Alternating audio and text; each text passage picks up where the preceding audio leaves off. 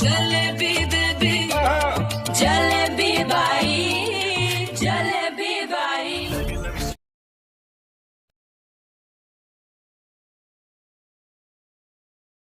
চোখ মুখ অন্ধকার করে কলেজ ক্যান্টিনের টেবিলের উপর মাথা ঠেকিয়ে বসে আছে মায়া, সঙ্গে জুই, শ্রেয়া, নাদিয়া বসে।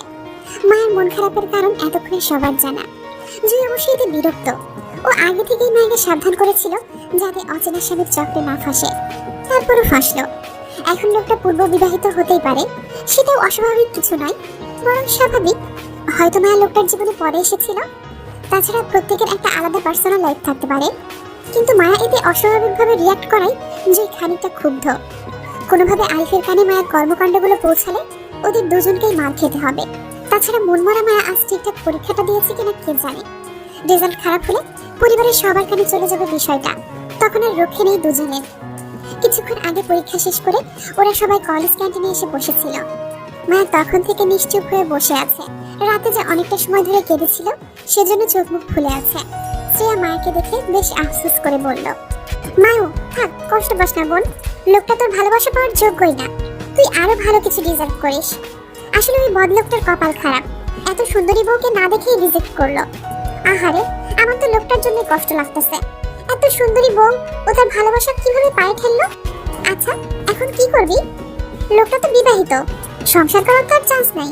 তাহলে সংসার কি করবে? আমি তো প্রথম থেকেই বলছি লোকটা খারাপ হতে পারে। শুনলো না আমার কথা, মন দিয়ে বসলো। এখন স্বামীর বিয়ের কথা শুনে দেবদাসী হচ্ছে। কোথাকার কোন লোক, এখনো ঠিকঠাক পরিচয় জানে না, অথচ বড্ড স্বামীর জন্য সারা রাত কেঁদে কুটে সকালের পরীক্ষা খারাপ দিল।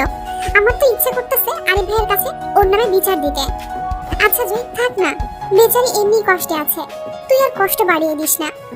আচ্ছা জয়, শোন না, লোকটা যদি সত্যি সত্যি বিয়ে করে নাই, তাহলে তোদের অবশ্যই বিষয়টা টেনে বড় না করে উল্টো পরিবারের বড়দের জানিয়ে বিষয়টা মিটমাট করে নেওয়া উচিত। বিয়ের ব্যাপার স্যাপার হালকাভাবে নেওয়া ঠিক হবে না। বিয়েটা অ্যাক্সিডেন্টলি হয়ে গেলেও ডিভোর্স কিন্তু অ্যাক্সিডেন্টলি হয় না, অনেক আইন কানুন মেনে করতে হয়। ঝামেলা আছে, বুঝতে পারছিস? ব্যাপারটা সহজ হবে না। যে কিছু বলবে তার আগেই মায়া ধরাম করে উঠে বসলো। এতক্ষণের দুঃখ গোছানো মুখটা হুট করেই শক্ত করে বলল, আমি এত কিছু জানি না, বুঝি না, বুঝতেও চাই না। আমি ওই লোকটাকে বিয়ে করেছি, সে ভালো হোক কিংবা খারাপ, এত সহজে আমি তাকে ছেড়ে দেবো না। অন্তত তার সাথে একবার হলেও মুখোমুখি হতে চাই আমি। তারপর কি হবে তখন দেখা যাবে। আমি প্রেম করে ব্রেকআপ করতে বসিনি, বিয়ে করেছি। এতগুলো দিন লোকটাকে না দেখে না জেনে ভালোবেসে এসেছি। আমার ভালোবাসা আমার দায়িত্ব, এত সহজে হার মেনে তাকে ছেড়ে দেবো না। অন্তত শেষ চেষ্টা অবশ্যই করব। তাছাড়া আমার মন বলছে লোকটা আমাকে মিথ্যে বলেছে, সে বিবাহিত নয়। হয়তো আমার মন পরীক্ষা করতে এমন করেছে। মায়ের কথায় হতভম্ব জুই, শ্রেয়া, নাদিয়া। এরকম একটা পরিস্থিতিতে স্বামীকে না দেখে কিভাবে অন্ধবিশ্বাস করা যায় সেটা মায়াকে না দেখলে হয়তো কেউ বিশ্বাস করতো না।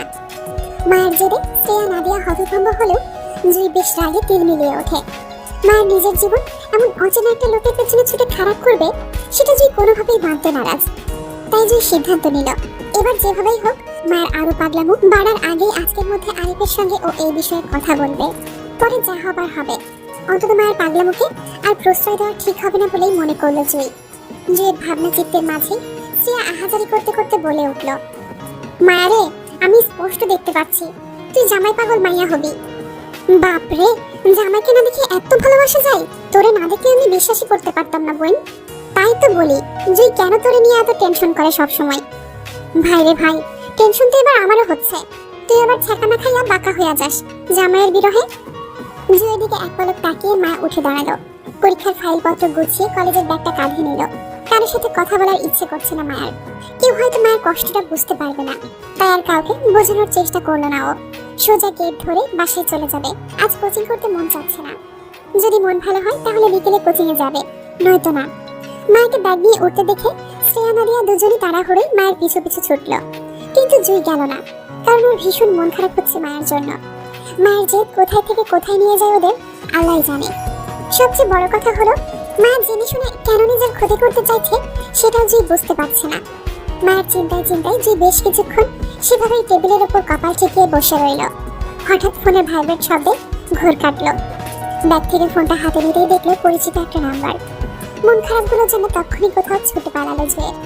লাজুক হেসে ফোন কানে তুলে সুন্দর করে সালাম দিল, আসসালামু আলাইকুম। ওয়ালাইকুম আসসালাম। আপনি কোথায় জুই? পরীক্ষা শেষ আপনার? জি শেষ, আমি কলেজে আছি।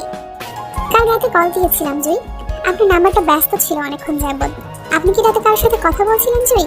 রাতে ফোন আলাপে মায়া ছিল, সেটা বুঝতে সময় লাগলো না জুয়ের। কিন্তু ফোনের ওপাশের ব্যক্তিটির কাছে মায়াকে ছোট করতে চাইল না বলে মিথ্যে বলল। বাসা থেকে ফোন ছিল, কথা বলছিলাম আমরা।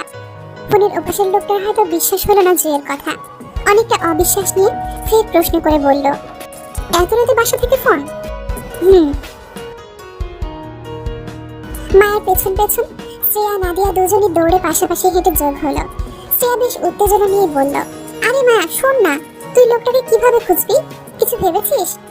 তোদের তো ফোনে কথা হয়, লোকটাকে সরাসরি বলবি তোর সাথে দেখা করতে। মায়া হাঁটতে হাঁটতে হতাশায় উত্তর দিল, না। কেন? কারণ আমি চাই না লোকটা আমাকে কোনোভাবেই চিনুক। যদি সে সত্যি বিয়ে করে ফেলে তাহলে আমি এই জীবনে আমার মুখটাকে দেখতে দিব না। তাছাড়া স্বামীর খোঁজ আমি একা করেছি, সে আমার খোঁজ করেনি। ওনার হয়তো আমাকে মনেই ছিল না এতদিন, আমি ফোন করাতে হয়েছে, তাই আমি স্বেচ্ছায় তার সামনে দাঁড়িয়ে নিজেকে আর ছোট করতে চাই না। আমি অন্য কোনোভাবে লোকটাকে খুঁজে নেব, লুকিয়ে তার পরিচয় আমি অন্যভাবে সংগ্রহ করব। কিন্তু কিভাবে? তুই তো কিছুই জানিস না লোকটার সম্পর্কে, তাহলে খুঁজবি কিভাবে? মায়া হাঁটতে হাঁটতে আর চোখে শ্রেয়া আর নাদিয়ার কৌতূহল ভরা মুখটার দিকে তাকিয়ে বলল, লোকটার নাম আব্রাহাম, ঢাকায় থাকে, তার ফোন নাম্বারটাও আছে আমার কাছে। তাছাড়া হাফেজ সাহেবের ছেলে সুমন বলেছিল লোকটা নাকি অনেক প্রভাবশালীদের মধ্যে কেউ। নিশ্চয়ই এই ফোন নাম্বারটা দিয়ে ওনার তথ্য জোগাড় করতে পারবো আমি। মায়ের কথার পৃষ্ঠে শ্রেয়া আর কিছু বলার মতো পেল না, নীরব ভাবুক হয়ে হাঁটতে লাগলো মায়ের সঙ্গে। কিছু দূর হেঁটে রাস্তার মাথায় আসতেই দেখতে পেল আসিফকে, এলাকার একদল ছেলেদের সঙ্গে দাঁড়িয়ে কথা বলতে। হয়তো রাজনৈতিক বিষয় নিয়ে কোনো পরামর্শ দিচ্ছে আসিফ ওদের। ভাবুক শ্রেয়া হুট করে যেন দারুণ একটা বুদ্ধি পেল মায়ের সমস্যার সমাধান করতে চেয়ে। প্রফুল্লতায় বলল, এই মায়া শুন শুন, আমার মনে হয় তোর আসিফ ভাইয়ের থেকে সাহায্য নেওয়া উচিত। উনিও তো ঢাকায় থাকে রিপ ভাইয়ের সঙ্গে, সবকিছু চেনে না। তোর স্বামীর নাম আর নাম্বারটা আসিফ ভাইকে দিলে উনি নিশ্চয়ই তোর স্বামীকে খুঁজে বের করতে পারবে। আমার কি মনে হয় জানিস, তোর স্বামী তো প্রভাবশালীদের মধ্যে কেউ একজন, তাই না? এমনটাও হতে পারে আসিফ ভাইদের সাথে তোর স্বামীর পূর্ব পরিচয় আছে। তোর স্বামীর নাম বলতে পারলে আসিফ ভাই চিনে ফেলবে। শ্রেয়ার কথা মায়ের কাছে যুক্তিসঙ্গত মনে হলো। বিপদে পড়লে বাঘ মহিষ এক ঘাটে পানি খায়, মায়েরও দশা তেমন হলো। অসহায় মায়া স্বামীর খোঁজে খোঁজে দিশেহারা হয়ে আসিফকে উত্তম মনে করলো সাহায্যের জন্য। কিন্তু হৃদের ভয়ে আমতা আমতা করে বলল, আসিফ ভাইকে বললে যদি রিস্কে পড়ে যাই। রিদ্ধান লোকটা এমনিতেই আমাকে অপছন্দ করে, তারপর আবার এখন ওনারা আমাদের নতুন আত্মীয় হয়। যদি কোনোভাবে আমার বিয়ের খবরটা আপুখানে ফাঁস করে দেয় তাহলে তো বিপদে পড়ে যাব। শ্রেয়া অসম্মতি জানিয়ে বলল, আরে বিষয়টা উল্টো ভাবে দেখ, তুই এমনি রিস্কে আছিস, চাইলেও তোকে এই বিষয়ে সাহায্য করতে পারবে এমন কেউ নেই। তাছাড়া আমি রিদ ভাইকে চিনি, উনি রাগী গম্ভীর মানুষ হতে পারে, কিন্তু তার পার্সোনাল বিষয় ওনাকে আমি ইন্টারফেয়ার করতে দেখিনি আজ পর্যন্ত। রিদ ভাই আমার রিলেটিভ ভাই, সেই সুবাদে আমি ভালো করেই চিনি ভাইয়াকে। রিদ ভাই তোর পার্সোনাল লাইফে ইন্টারফেয়ার করবে না দেখিস। তাছাড়া আমরা তো শুধু ভাইয়ার কাছে হেল্প চাইবো বাস। তারপরে যদি তোর রিস্ক মনে হয় তাহলে আমরা সবাই মিলে রিদ ভাইকে বুঝিয়ে বলবো তোর সমস্যার কথাটা। রিদ ভাই অবশ্যই বুঝবে, সাথে তোকে হেল্প করবে দেখিস। চল এবার, আসিফ ভাইকে সামনেই দেখা যাচ্ছে, আগে দেখা করি তারপর সাহায্য চাইবো। চল। মায়া যান্ত্রিকভাবে মাথা দুলালো। শ্রেয়ার সঙ্গ নিয়ে রাস্তার মাথা পর্যন্ত যেতে যেতে বেশ কিছু দামড়া ছেলে পেলে মায়াকে ভাবি ভাবি বলে সালাম ঠুকলো। বিষণ্ণ মায়া কোনো রকম মাথা দুলিয়ে সালামের উত্তর করে পৌঁছালো আসিফ অব্দি। কিন্তু ভাগ্য খারাপ হয় সেখানে রিদ্ধানের সঙ্গে দেখা হয়ে গেল হুট করে। অনাকাঙ্ক্ষিতভাবে হৃদের সঙ্গে দেখা হয়ে যাওয়ায় মায়া চাচ্ছিল না নিজের সমস্যার কথাটা আসিফকে আর বলতে, যেহেতু সামনে হৃদ আছে তাই। মায়া চলে যেতে চেয়ে শ্রেয়াকে ইঙ্গিত করে খোঁচালো, কিন্তু শ্রেয়া মায়ের ইঙ্গিতটা ভুল বুঝলো। মনে করলো মায়া ওকে সবটা দ্রুত বলার জন্য তাড়া দিচ্ছে খুঁজিয়ে। তাই শ্রেয়া আসিফ সহ হৃদের কাছে ফরফর করে মায়ের নিখোঁজ স্বামীকে খোঁজার জন্য সাহায্য চাইলো। রাস্তার পাশ ঘেঁষে ছোটখাটো একটা কফি শপ। হৃদ সেই কফি শপের ভিতরে না বসে বাইরে একটা টেবিলে বসলো। আসিফ তার পাশে থমথমে মুখে দাঁড়িয়ে একবার গুরুগম্ভীর হৃদের দিকে তাকালো, তো অন্যবার কাঁচামাচু করে বসে থাকা মায়ের দিকে তাকাচ্ছে আড়ে আড়ে। আসলে পরিস্থিতিটাই এমন যে ফ্যাসাদে পড়ে আসিফ সরাসরি কারো মুখের দিকে তাকাতে পারছে না। পাছে যদি হৃদ রেগে যায় বা মায়া আসিফের সরাসরি তাকানোতে বিব্রত বোধ করে, সেজন্য আসিফ সরাসরি মায়ের দিকে তাকালো না। ছোট টেবিলের 4টে চেয়ারের মধ্যে হৃদের মুখোমুখি বসে মায়া, শ্রেয়া নাদিয়া দুজনই হৃদের দুপাশের চেয়ারটাতে বসে আছে। মায়া ভয় লজ্জা জড়তায় চুপ থাকলেও শ্রেয়া নাদিয়া দুজন মিলে অসংখ্যবার হৃদকে বলে ফেলেছে মায়ের নিখোঁজ স্বামীর খোঁজে সন্ধান দেওয়ার বিষয়টি। হৃদ ভেতরকার বিস্ফোরণ ভাব চেপে শ্রেয়ার মুখে সবটাই শুনল গম্ভীর মুখে। আসলে এই মুহূর্তে হৃদের কি রিয়াকশন দেওয়া উচিত সেটা তখনই বুঝলো না সে। হৃদের মতন একজন বিচক্ষণ মানুষ কেবল বেকুব বনে বসে রইল। মূলত হৃদের কাল বিলম্বেও ধারণা ছিল না তার খোঁজে তার বউ তারই কাছে সাহায্য চাইতে আসবে। এই গোটা বিষয়টা হৃদকে বড়সড় আকারে চমকিয়েছে। হৃদ তো তীব্র শক্তে এক মুহূর্তের জন্য রিয়াকশনবিহীন কেমন বেকুব বনে চুপ ছিল। আসলে অতিরিক্ত শক্ত হলে হৃদ তৎক্ষণাৎ মুখ খুলে কথা বলতে পারে না, কেমন চুপ হয়ে যায়। যেমনটা হয়েছিল প্রথম যেদিন হৃদ আসিফের মুখে মায়ের পরিচয় সম্পর্কে জানতে পেরেছিল। সেদিন সাথেই শুনেছিল মা অ্যাক্সিডেন্ট করে হৃদকে খুঁজতে গিয়ে মারা গিয়েছে। তখন হৃদ এক মুহূর্তের জন্য ঠিক আজকের মতোই চুপ হয়ে গিয়েছিল। মূলত হৃদের গলা চেপে গিয়েছিল অতিরিক্ত শক্তে। তবে সেদিন বইয়ের মৃত্যুর সংবাদে হৃদ অতিরিক্ত টেনশনে হার্ট অ্যাটাক করলেও আজ ব্যাপারটা হলো সম্পূর্ণ ভিন্ন। আজ তার টেনশন হচ্ছে না, বরং বইয়ের চোখে মুখে তাকে খুঁজে পাওয়ার যে ব্যাকুলতার ছটফট দেখছে সেটা হৃদকে পৈশাচিক শান্তি দিচ্ছে। হৃদ একটু সময় নিয়ে সুস্থির হয়ে ফিরতে চাইল। হলেও তাই অনেকটা সময় নিয়ে হৃদ গম্ভীর মুখে বসে থেকে শুধু শ্রেয়ার কথাই শুনল। কিন্তু অনড় দৃষ্টিতে শুরু থেকেই তাক করা ছিল মায়ের উপর। মূলত হৃদ মায়ের ভয়ার্থ কাঁচামাচু মুখটার দিকে তাকিয়ে শুরু থেকেই সবটা শুনল চেয়ার মুখে। পুরো বিষয়টা ক্লিয়ার হতে হৃদ কেমন গা ছেড়ে হেলান দিয়ে বসলো চেয়ারের উপর। বইয়ের টানে রাতে এসেছিল সে চট্টগ্রামে। সকালের দিকে ঘুমিয়েছিল বলে বইয়ের সাথে দেখা করতে পারেনি। এখন কাটকাট দুপুর, মায়ের পরীক্ষা শেষ। তার ভাবনা ছিল এখন মায়ের সাথে দেখা করার, কিন্তু তার আগেই মা আগ বাড়িয়ে দেখা করতে আসে হৃদের সাথে তার নিখোঁজ স্বামীর সন্ধানে। গোটা বিষয়টা অনাকাঙ্ক্ষিত ছিল হৃদের জন্য। তাছাড়া তাদের দুজনের হুট করে হওয়া বিয়েটা নিয়ে হৃদের মনেও কিছু প্রশ্ন ছিল, কিন্তু হৃদ কখনো সরাসরি এই প্রশ্নগুলো মাকে করতে পারছিল না, কারণ হৃদের পরিচয়টা মায়ের কাছে ছিল না বলে। কিন্তু আজ মোক্ষম সুযোগ বুঝেই হৃদ মাকে মনের জমানো প্রশ্নগুলো করতে চাইল। জানতে চাই কেন সেদিন রাতে হৃদকে অসুস্থ অবস্থায় ফেলে পালিয়ে গেল, কেন সেদিন রাতের পর মা আর হৃদের খোঁজ করেনি, কেন হৃদের পরিচয়টা মা এখনো জানে না। না জানিয়ে বা কিভাবে মা অপরিচিত হৃদকে বিয়েটা করে নিল সেই দিন। তাছাড়া সেদিন রাতে হৃদ অসুস্থ থাকলেও মা সুস্থ ছিল। তাহলে সেদিন রাতে মা সরাসরি হৃদকে দেখার পরেও এখন কেন চিনতে পারছে না তাকে? কেন? যদি সেদিন রাতে স্বামীকে ছেড়ে পালিয়ে যাওয়ারই ছিল, তাহলে এখন কেন হুলুস থুলুস পাকিয়ে এদিক ওদিক দৌড়াদৌড়ি করছে হৃদের তথ্য জানতে? হৃদকে তো প্রথম দেখায় চিনে যাওয়ার কথা। যদিও হৃদের সে রাতে হুঁশ ছিল না, তারপরেও সেই দিন রাতে মাকে যতটুকু দেখেছিল, পরে তাদের দুজনের প্রথম দেখায় মাকে পুরোপুরি চিনতে না পারলেও সন্দেহের তালিকায় রেখেছিল মাকে এই ভেবে যে এই মেয়েটাই হবে হয়তো সেই দিন রাতের সেই মেয়েটি যার সাথে তার অনাকাঙ্ক্ষিত বিয়েটা হয়েছিল। হৃদ সন্দেহের বশে আজ এই পর্যন্ত আসলো, জানতে পারলো তার ধারণায় ঠিক ছিল, অথচ তার বউ সরাসরি তাকে দেখেও চিনতে পারছে না। এই বিষয়টি কেমন অদ্ভুত ঠেকলো হৃদের কাছে।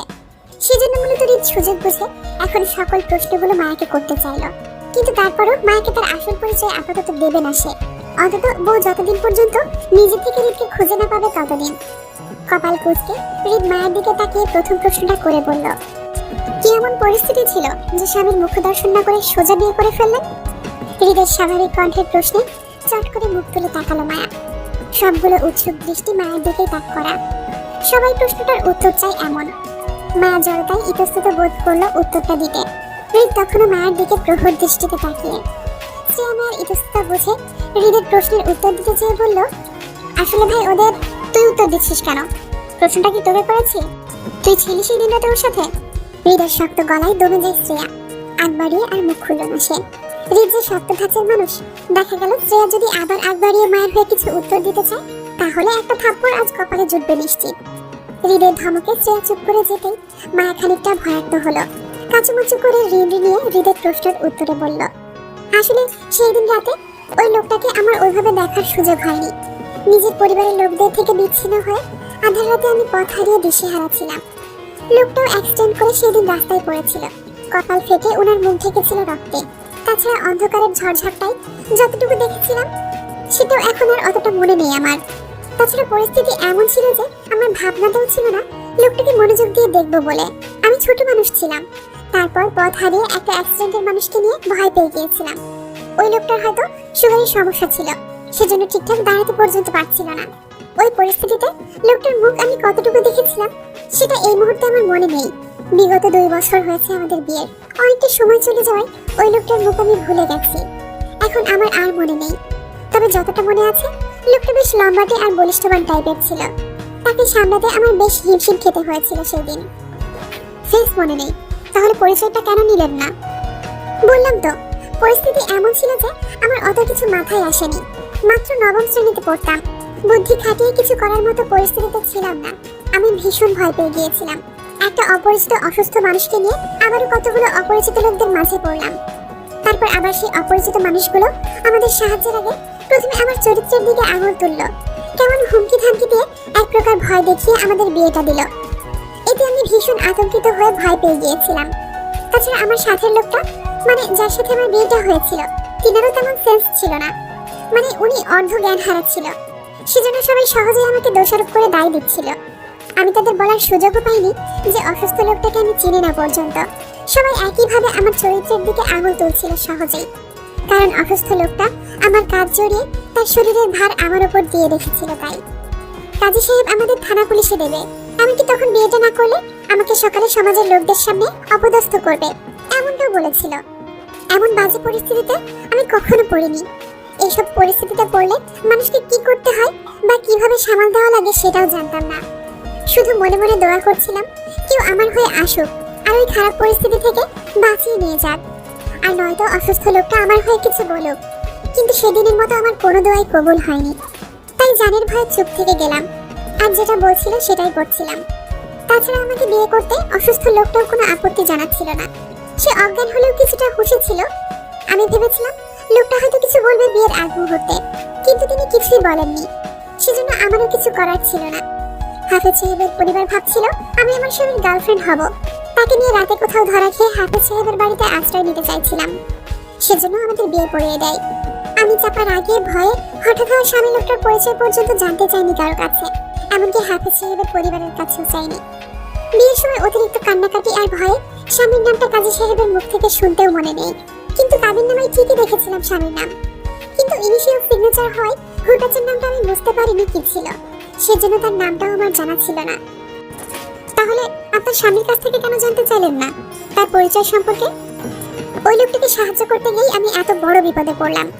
তারপর সে আমাকে সাহায্য না করে চুপচাপ বিয়ে করে নিল বলে রাগে আর ভয় স্বামীর পাশ ঘেঁষিনি। সেই রাতে দূরে দূরে ছিলাম।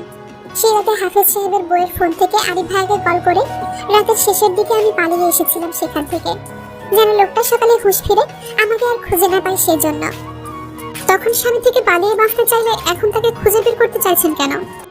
তখন আমি ভীষণ ভয় পেয়ে পালিয়ে গিয়েছিলাম। আমার চারপাশে সবাই অপরিচিত ছিল বলে আমার মনে হচ্ছিল সেখানে আমি সেফ না। নিজের জীবনের তাগিদে পালিয়ে গিয়েছিলাম, কিন্তু ইদানিং মনে হচ্ছে লোকটাকে আমার খোঁজ করা দরকার। সেজন্য বেশ কয়েকবার নরসিংদী গিয়ে হাফেজ সাহেবের বাড়ির লোকেশন অনেক কষ্টে খুঁজে বের করি, কিন্তু এত কিছুর পরেও আজ পর্যন্ত লোকটার সম্পর্কে তেমন কোনো তথ্যই বের করতে পারলাম না, শুধু নাম আর নাম্বারটা ছাড়া। হাফেজ সাহেব কিছুতেই আমাকে ওই লোকটার নাম বলেননি। আমি অনেক অনুরোধ করেছিলাম ওনাকে, তারপরেও তিনি বলেননি আমাকে। শুধু বলেছে কোনো প্রভাবশালী লোক নাকি আমার স্বামী।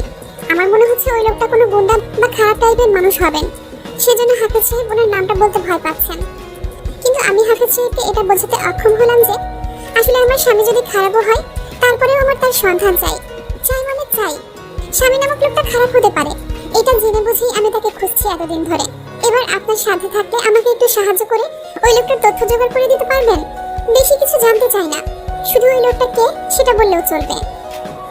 স্বামীর সন্ধান নিয়ে কি করবেন? শুনলাম আপনার স্বামী নাকি আরো 2টা বিয়ে করেছে, কথা কি সত্যি? তার তৃতীয় বউ হওয়ার ইচ্ছা আছে নাকি? হৃদের সহজ কথাটা মায়ের সহজভাবে নিতে পারলো না। ঘুমড়ে ভিতরকার কষ্টগুলো যেন মায়ের গলা চেপে ধরলো। মায়ের ভীষণ কষ্টে কান্না পেল, কিন্তু হৃদের সামনে কেঁদে নিজের দুর্বলতা প্রকাশ করতে চাইল না। হৃদর আত্মীয় হয় এখন, তারপর আবার মায়ের সাথে হৃদের বনাবনিও হয় না কখনো। এমন একটা লোকের সামনে কেঁদে মায়ের নিজের ভেতরকার অবস্থা জানাতে চায় না। মায়া যতটুকু সম্ভব হৃদের সামনে নিজের ভেতরের পরিস্থিতি না জানিয়ে উপর থেকে শুধু সাহায্য চাইবে। মায়ের স্বামীকে ঘিরে ওর মনের অনুভূতিগুলো প্রকাশ করবে না হৃদকে। যথাসম্ভব মায়ের স্বামীকে ঘিরে ভালোবাসাটা হৃদকে না বলে এড়িয়ে যাবে, কারণ মায়ের ভালোবাসাটা শুধু মায়ের অবধিই থাকবে। আর সেটা যাই হোক না কেন, মায়া অন্তত বাইরের কোনো লোকের সাথে প্রকাশ করতে চায় না। লোকটা যদি বিয়ে করে তো করুক, আমার কিচ্ছু যায় আসে না। আমার স্বামী চাই না, আর না তার বউ হতে চাই, সংসার তো দূরে থাক। কিন্তু তারপরেও লোকটাকে আমার চেনা লাগবে, অন্তত ডিভোর্সের জন্য হলেও আমার লাগবে লোকটাকে। ডিভোর্স না হলে আমি অন্য কোথাও বিয়ে বসতে পারবো না। আমাদের ধর্মে নেই বিবাহিত মেয়েদের স্বামী থাকা অবস্থায় দ্বিতীয় বিয়ে করা। এখন আমার ডিভোর্সের জন্য হলেও ওই লোকটাকে প্রয়োজন পড়বে। তাছাড়া আমি তো আর লোকটার জন্য সারা জীবন বসে থাকতে পারবো না। আমারও একটা জীবন আছে, কাউকে ভালোবাসার রাইট আমারও আছে। সবচেয়ে বড় কথা হলো আমাদের যে কখনো বিয়ে হয়েছিল সেটাও ওই লোকটা প্রমাণ করতে পারবে না কখনোই, আমি জানি। কারণ বিগত 3 মাস ধরে লোকটাকে খুঁজে খুঁজেও তার তথ্য বের করতে আমি হিমশিম খাচ্ছি। সেখানে ওনার আমাকে খোঁজা আরো মুশকিল হয়ে যাবে। আমাদের বিয়েটা হয়েছিল এটা প্রমাণের জন্য কাজী থেকে শুরু করে কাবিননামা পর্যন্ত কিছুই নেই আমাদের। সবকিছু আগুনে পুড়ে ছাই হয়ে গেছে আরো বছর খানিক আগে। সেই সুবাদে আমাকে ওই লোকটা কখনো চাইলেও নিজের স্ত্রী বলে প্রমাণ করতে পারবে না। আর প্রমাণ ছাড়া কেউ বিশ্বাসও করবে না যে আমাদের কখনো বিয়ে হয়েছিল। প্রমাণের অভাবে আমরা বিবাহিত হয়েও সমাজের চোখে অবিবাহিত বলেই প্রথমে ঘোষিত হব।